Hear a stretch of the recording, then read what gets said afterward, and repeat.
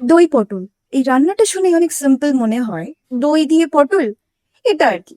কিন্তু অনেস্টলি এই ডিশটা যত সহজ শুনে তত সহজ কিন্তু না। রেসিপি দেখলে মনে হবে আরে এইটা তো আমি পারি, কিন্তু একটা দুটো ছোট ছোট নুয়ান্সেস আছে যেগুলো মিস করলে ডিশটা হবে কিন্তু সেই দই পটল হবে না। আজকে সেই গ্যাপটা ফিল করব। আমি যখন প্রথমবার এটা বানিয়েছিলাম মনে হয়েছিল ভালোই হয়েছে, কিন্তু একটা কিছু মিসিং ছিল। টেস্টে একটা কেমন যেন ফ্ল্যাটনেস ছিল। পরে বুঝলাম কি ভুল হয়েছিল। অ্যাকচুয়ালি দুটো ভুল হয়েছিল, আর সেই দুটো ভুলই এই ডিশের পুরো ক্যারেক্টার চেঞ্জ করে দেয়। তো সেইগুলো শেয়ার করবো রেসিপির সাথে সাথে, যাতে আপনাদের সেই কেমন যেন মিসিং ফিলিংটা না আসে। শুরু করছি কড়াই দিয়ে। কড়াইয়ে সর্ষের তেল দিতে হবে। দই পটলে সর্ষের তেল নেগোশিয়েবল না। রিফাইন অয়েলে বানালে একটা স্পেসিফিক ফ্লেভারটা আসবে না, যেটা এই ডিশের identity. So mustard oil always. তেল গরম হলে পটলগুলো দিয়ে দেব, আর ভালো করে ফ্রাই করতে হবে। এই ফ্রাইং স্টেপটা স্কিপ করবেন না। পটলটা আগেই ফ্রাই না করলে গ্রেভিতে দিতে সেটা ভেঙে যাবে, টেক্সচার নষ্ট হয়ে যাবে। ভালো করে গোল্ডেন করে ভাজুন। পটল তুলে নিয়ে রাখি। এবার সেই সেম তেলে কালো জিরে দেব। এটা দিলে একটা সাটল পেচারিশ অ্যারোমা আসবে, যে দই পটলের বেস ফ্লেভারের সাথে পারফেক্টলি কাজ করে। কাঁচা লঙ্কা দেব। এই লঙ্কাটা স্কিপ করবেন না, আর প্লিজ সাবস্টিটিউট করবেন না শুকনো লঙ্কা দিয়ে। কাঁচা লঙ্কার শুকনো লঙ্কার হিট একদম আলাদা। কাঁচা লঙ্কার একটা ফ্রেশনেস আছে, একটা গ্রাসি শার্পনেস আছে, যে এই ডিশে লাগবে। শুকনো লঙ্কা দিলে সেটা ড্রাই হিট হয়ে যাবে, দই পটলের পুরো ভাইবটাই চলে যাবে অন্যদিকে। কারি পাতা এটাও দেবেন। এই তিনটে, কালো জিরে, কাঁচা লঙ্কা আর কারি পাতা, এই তিনটে মিলে একটা বেস তৈরি করে, যেটা পুরো ডিশটাকে ক্যারি করে। এবার হলুদ। হলুদ দিন, বেশি না, ওই একটু। দই পটলের কালারটা হালকা হলদে ভাব, সাদা থাকাটাই ভালো দেখায়। বেশি হলুদ দিলে সেই সুন্দর রংটা নষ্ট হয়ে যায়। এবার আসছে সেই জিনিসটা যেটা এই রেসিপির গেম চেঞ্জার।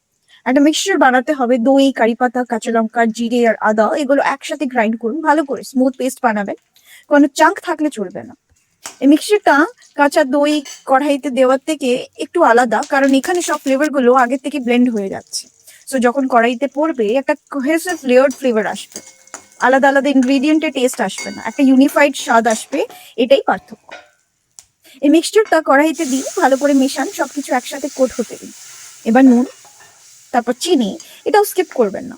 অনেস্টলি এই চিনিটা নিয়ে আমিও নিজেও কনফিউজ ছিলাম প্রথমে, মিষ্টি কেন দেব। কিন্তু দই পটলে এই চিনিটা সুইটনেস আনতে না, এটা দইয়ের অ্যাসিডিটিটাকে ব্যালেন্স করে। আর সেই দইয়ের মিক্সচার সেটাকে একটা রাউন্ডনেস দেয়। না দিলে ডিশটা একটু শার্প, একটু ইনকমপ্লিট লাগবে। দিলে সবকিছু সেটেল করবে। এবার গরম জল দিন, ঠান্ডা জল না কিন্তু গরম জল। গরম জল দিলে কুকিং কন্টিনিউ থাকবে, ঠান্ডা জল দিলে টেম্পারেচার ড্রপ করে, টেক্সচার ইম্প্যাক্ট পড়ে। একটা বয়েল আসতে দিন। বয়েল এলে ফ্রাইড পটলগুলো দিয়ে দিন।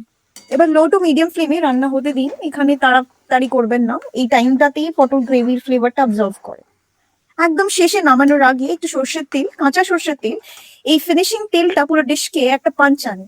এটা কুকিং অয়েল হিসেবে না, এটা ফ্লেভার ফিনিশের হিসেবে কাজ করে। এই স্টেপটা অনেক কেউ করে না, কিন্তু এটা করলে আর না করলে পার্থক্যটা বোঝা যায়। প্লিজ স্কিপ করবেন না। রেসিপিটা দেখুন, ইনগ্রিডিয়েন্ট লিস্টটা ছোট, স্টেপসও কমপ্লিকেটেড না, কিন্তু এই ছোট ছোট জিনিসগুলো, কাঁচা লঙ্কা ভার্সেস শুকনো লঙ্কা, চিনিটা, সেই মিক্সচারটা, শেষের তেলটা, এগুলো ডিসাইড করে আপনার দই পটলটা হবে নাকি সেই দই পটল হবে। আপনাদের বাড়িতে দই পটল বানানো হয়, কেউ কেউ আবার এতে আলুও দেন। সেটা নিয়ে কমেন্টে জানান, যেগুলো জানতে চাইছি, কারণ আমি নিজেই ট্রাই করিনি আলুর সাথে, মেবি সেটাও একদিন হবে। রেসিপিটা ভালো লাগলে একটা লাইক দেবেন, সেটা আমাকে সত্যি অনেক হেল্প করে বুঝতে কোন রেসিপি আপনাদের কাছে পৌঁছাচ্ছে। আর চ্যানেলটা নতুন হলেও সাবস্ক্রাইব করুন। এইরকম এভরিডে রান্না অনেস্ট ভাবে এটাই আমরা করি এখানে। পরের রেসিপিতে দেখা হবে।